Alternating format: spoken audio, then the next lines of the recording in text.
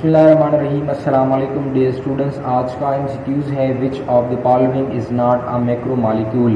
कहते हैं कि कुछ ऑप्शंस दिए जा चुके हैं, तो इसमें आप कंसीडर करें कौन सा मॉलिक्यूल वो बड़ा मॉलिक्यूल यानी मैक्रोमॉलिक्यूल नहीं है। जो ऑप्शंस हैं वो पहले नंबर पर ग्लूकोज है, दूसरा है सक्रोज, तीसरा है फैटी एसिड और चौथा है proteins. First of all what is macromolecule. सबसे पहले जानते हैं कि मैक्रोमॉलिक्यूल क्या होता है। Macromolecules are polymers of smaller molecules called monomer. Macromolecule जो है बड़े मॉलिक्यूल्स होते हैं, ये यानी पॉलीमर्स होते हैं किसके, स्मॉलर मॉलिक्यूल्स के। और जो स्मॉलर मॉलिक्यूल्स होते हैं उसको मोनोमर कहा जाता है। यानी जब मोनोमर्स कंबाइन होते हैं बहुत सारे तो वो एक पॉलीमर बनाता है और इस पॉलीमर को मैक्रोमॉलिक्यूल भी कहा जाता है। ठीक है, यानी a macromolecules is a large molecule. ये एक लार्ज यानी बड़ा मॉलिक्यूल होता है। इम्पॉर्टेंट टू बायोफिजिकल प्रोसेस, जो बायोफिजिकल प्रोसेस होते हैं इनसाइड ऑफ द सेल, तो इसमें जो है बड़ी इंपॉर्टेंट रोल वो अदा करते हैं। तो अब आते हैं जो ऑप्शंस है उसकी तरफ। जो पहला ऑप्शन है ग्लूकोज का, तो ग्लूकोज अगर हम देखें तो glucose is a simpler sugar. ये एक सिंपल शुगर होता है और उसकी कम्बिनेशन देखें तो ये मोनोसैकेराइड से छोटे छोटे मॉलिक्यूल से मिलकर बना होता है। यानी ग्लूकोज जो है एक मोनोमर है, एक मोनोसैकेराइड को एक ग्लूकोज मॉलिक्यूल कहते हैं। और ये एक मोनोसैकेराइड अगर हम देखें तो इसका मॉलिक्यूल जो है वो कार्बन, हाइड्रोजन और ऑक्सीजन से मिलकर बना होता है। यानी एक इट इज़ अ मोनोमर, एक स्मॉल एक छोटा मॉलिक्यूल है। ठीक है, दूसरी जो ऑप्शन है वो सक्रोज है।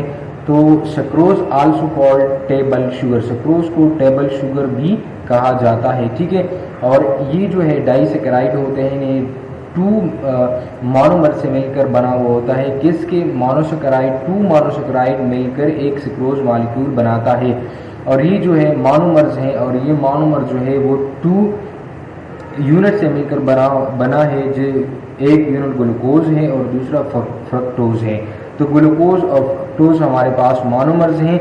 ये दोनों मोनोमर्स जब कंबाइन होते हैं तो ये एक हमारे साथ एक सक्रोज मॉलिक्यूल बनाता है। तो अब सक्रोज जो है वो एक हमारे पास एक मैक्रो मॉलिक्यूल है। ठीक है, जो तीसरी नंबर पे ऑप्शन है फैटी एसिड की, तो फैटी एसिड जो है ये भी एक मोनोमर है। फैटी एसिड और ग्लाइसरोल जो है मोनोमर है और ये जब कंबाइन होते हैं तो एक लिपिड मॉलिक्यूल बनाता है।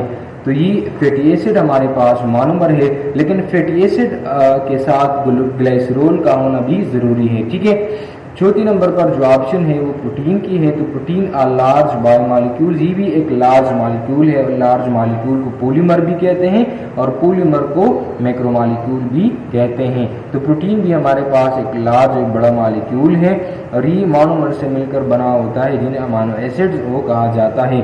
अब कंपैरिजन करते हैं सक्रोज देखिए, तो सक्रोज भी डाइसैकेराइड है, डाइसैकेराइड भी एक पॉलीमर है जो कि मोनोमर से मिलकर बना होता है। जो फैटी एसिड है तो फैटी एसिड तो मोनोमर है, लेकिन फैटी एसिड के साथ ग्लाइसरोल का होना ज़रूरी है और यह एमसीक्यूज में ग्लाइसरोल का कोई जिक्र नहीं है। प्रोटीन देखें तो प्रोटीन भी हमारे पास एक मैक्रोमॉलिक्यूल है जो कि अमीनो एसिड से मिलकर बना होता है। तो इस कंपैरिजन के नतीजे में हम ये कह सकते हैं जो ग्लूकोज हैं ये हमारे पास मोनोसैकेराइड्स हैं और मोनोसैकेराइड का मतलब ये है कि मोनोमर्स हैं और एक बड़ा मॉलिक्यूल नहीं है बल्कि ये एक मोनोमर्स हैं और मैक्रोमॉलिक्यूल ये नहीं है। तो हम ये कह सकते हैं कि इस एमसीक्यूज का जो मतलब है, जो करेक्ट ऑप्शन है वो ग्लूकोज ही है। यानी which of the following is not a macromolecule, so glucose is not a macromolecule, it is a monomer and consist of only one monomer. ठीक है, तो ये हमारे पास मोनोमर्स हैं और ये इसका करेक्ट ऑप्शन है, glucose is the correct option.